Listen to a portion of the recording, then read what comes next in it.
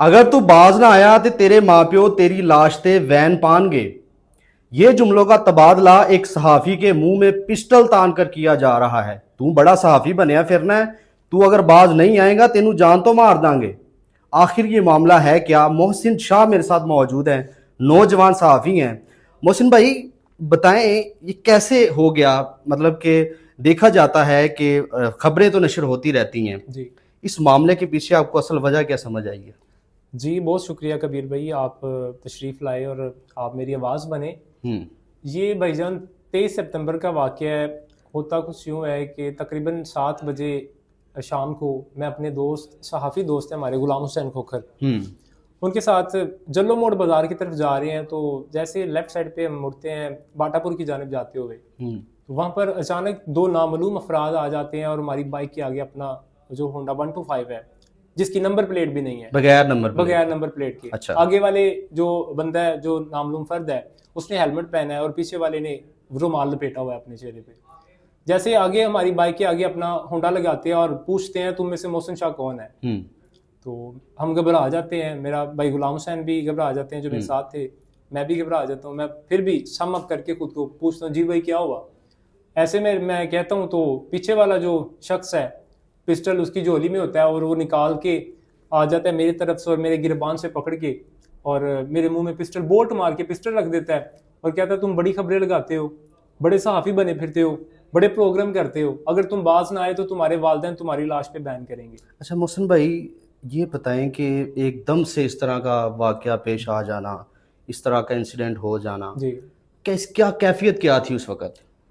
देखें, सहाफ़ी होने के साथ साथ एक बंदा इंसान भी तो होता है ना, इंसान की फितरत बिल्कुल भी ऐसा ही शामिल है, है। बिल्कुल ऐसा जब ही उस है। पर सडन अटैक कबीर भाई किया जाता है ना, तो वो कंफ्यूज होता है। और यकीन करें ऐसी ही सिचुएशन थी जब वो नामालूम अफराद जो थे, उनमें से जो पीछे वाला था, जब ये अल्फाज बोल रहा था, तो यकीन करें मैंने कलमा पढ़ लिया था दिल में कि भाई अल्लाह बात अकबर, खत्म हो अल्लाह गई है, अकबर। मैं जा रहा हूँ अगले जहान।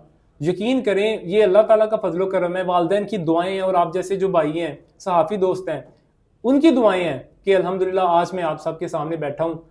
खुदा ना ख्वास्ता उसने तो बोल्ट मारा हुआ था भाई, अगर कोई ऐसा मामला होता तो मैं आज आपके सामने ना होता। अच्छा ये बताएं कि पहले, सबसे पहले तो ये अफसोसनाक वाकया था। जितनी भी शदीद अल्फाज में मजम्मत शुक्रिया, की जाए जज़ाकल्लाह। तो मैं समझता हूँ कम है। और इस तरह से आज़ादी सहाफ़त पर हमले, मैं समझता हूँ इस पर जो हमारे इंसाफ फराहम करने वाले जितने भी इदारे हैं उनको भी देखना होगा, उनको भी चाहिए कि इस पर काम किया जाए। बताएं कि वजह आपको क्या समझ आई, किस वजह से, मतलब मैं समझता हूँ इस तरह से एकदम से बंदे को रोक रोक रोक लेना, उस पर पिस्टल तान लेना और बाद में कहना तुम्हें जान से मार देंगे। मेरे ख्याल से वो कैफियत तो आपने जैसा कि बताया बड़ी एक, मैं जैसे होश बाख्ता हो गया।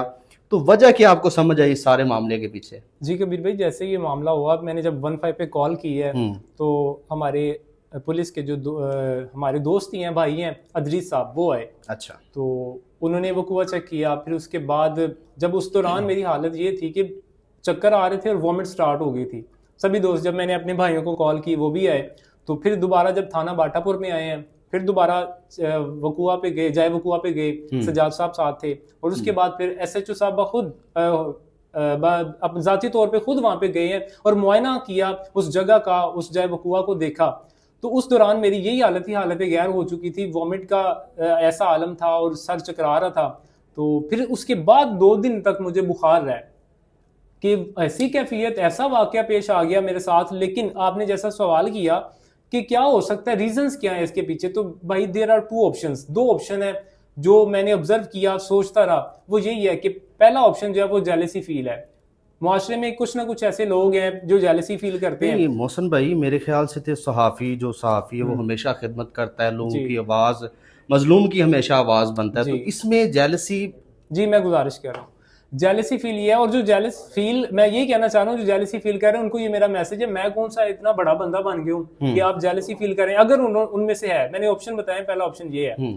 तो मैं कौन सा बड़ा बंदा बन गया। मैं तो अभी फील्ड का एक अदना सा जो स्टूडेंट हूँ, फील्ड जर्नलिज्म की फील्ड का एक आम सा भी सहाफी हूँ। हम्म। लेकिन अल्हम्दुलिल्लाह मैं काम में कभी कोताही नहीं करता, मेरा फोकस है। और मैं मैसेज देना चाहता हूँ जितने भी लोग हैं जो जेलसी फील कर रही हैं, सेकंड ऑप्शन पे अगर मैं आता हूँ भाई, कि ऐसे माफियाज हैं जिनके खिलाफ मैंने खबरें लगाई हैं, चाहे उनमें लैंड माफिया भी हो सकते हैं, उनमें मंशियात फरोश भी हो सकते हैं, उनमें वो लोग हो सकते हैं जिनको तकलीफ होती है, इरिटेशन होती है जब मैं मजलूम की आवाज बनता हूँ। बिल्कुल जी, ऐसा ही है। ऐसे लोग में तो उनको भी मैं मैसेज देना चाहता हूँ, जो मर्जी प्लान कर लें, इंशाल्लाह मैंने तहैया कर लिया है। जब से ये मेरे साथ वाकया पेश आया है उसके बाद मेरी जो जर्नलिस्ट कम्युनिटी है, यकीन करें कबीर भाई, बड़ा प्यार मिला मुझे दोस्तों से, जर्नलिस्ट कम्युनिटी से, कसूर से बहुत ज्यादा प्यार मिला। वहां से कसूर प्रेस क्लब के जो सदर हैं अताब मोहम्मद कसूरी साहब, उन्होंने बहुत ज्यादा हौसला अफजाई की कि आपने परेशान नहीं होना, हम जर्नलिस्ट कम्युनिटी आपके साथ हैं। लाहौर से मुख्तलिफ तंजीमें हैं, यलगार प्रेस क्लब, जितने भी मैं नाम लूँ, जिनका नाम ना ले सकूँ उनसे मैं माजरत करता हूँ। मतलब कि जितनी भी तंजीमें, उन्होंने मेरे साथ इजहार यकजहती किया। पीस मीडिया एसोसिएशन है, उसने मेरे साथ इजहार यकजहती किया।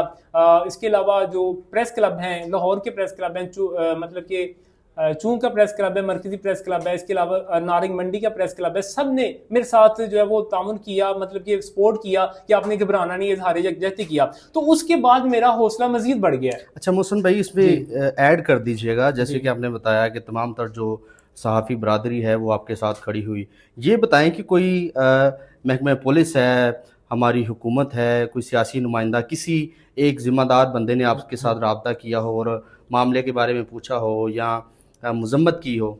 जो मामला, जैसा कि FIR हो चुकी है, पुलिस का क्या रिएक्शन रहा इसके बाद? जी जी, मुझे अल्हम्दुलिल्लाह कॉल्स भी आती रही कि आपके साथ पुलिस का रवैया कैसा है, जैसे आती हैं, लेकिन वो एक अच्छा इकदाम है। मैं अप्रिशिएट करता हूँ IG पंजाब डॉक्टर उस्मान अनवर साहब के इस अमल को, कि वो किस तरह से एक अपने डिपार्टमेंट के अंदर जैसे वो खिदमत मरकज़ को या बना रहे हैं या स्पेशलाइज्ड कर रहे हैं, मतलब कि सजा रहे हैं, उसके साथ साथ उन्होंने जो अंदर वाला सिस्टम है उसको भी स्ट्रॉन्ग किया हुआ है। मुझे कॉल्स आती रही हैं लेट नाइट तक कि आपके साथ पुलिस का रवैया कैसा है, कैसा बिहेव कर रही है। तो पुलिस ने बड़ा अच्छा बिहेव किया। SHO साहब जो है थाना बाटापुर के, आसिफ साहब, उन्होंने यकीन दहानी भी करवाई है कि आप सहाफ़ी हैं, आप रियासत का चौथा सतून है, इंशाल्लाह हम आपके साथ हैं, भरपूर कार्रवाई करेंगे, आप भी इंटेरोगेट करें, हम भी कर रहे हैं। अच्छा ये बताएं कि जब एकदम से ये लोग आ गए तो आपने एक बंदा तो होश बाख्ता एक दफ़ा मतलब कैफियत ऐसी हो जाती है कि समझ नहीं आती, कुछ चीज़ें कुछ बातें उन्होंने ऐसी की हों कि आपको समझ आई हो कि यार ये कोई लिंक कर रहे हो बंदे के, यार ये हो सकती हैं, ये हो सकती, समझ आई आपको उस दौरान? एज ए जर्नलिस्ट जो मैंने ऑब्जर्व किया ना, वो उनके जो 2 से 3-4 जुमले थे ना कबीर भाई, वो ही सब कुछ बता रहे थे कि तुम बड़ी खबरें लगाते हो, बड़े सहाफ़ी बने फिरते हो, बड़े प्रोग्राम करते हो। तो ये इसके पीछे जो इंडिकेशन जा रही है यही है, खबरें लगाने का ये सारा मामला है जिसकी वजह से ये मेरे साथ ये वाकया पेश आया। अच्छा, एक हफ्ता पहले जैसे कि आपके ही एक कोलीग जो हैं वो कराची में उन पर कातिलाना हमला हुआ और वो अब बता रहे हैं, बताया गया है कि वो अब इस दुनिया में नहीं रहे। तो आप एक हफ्ता पहले उन पर ये हमला हुआ था, आप पर जब पिस्टल ताना गया तो आपके दिमाग में वो चीज़ आई कि ये खुदा न खास्ता मेरे साथ भी ऐसा हो सकता है। तो क्या वो कैफियत कैसी थी, मैं वो समझना चाह रहा हूँ बेसिकली।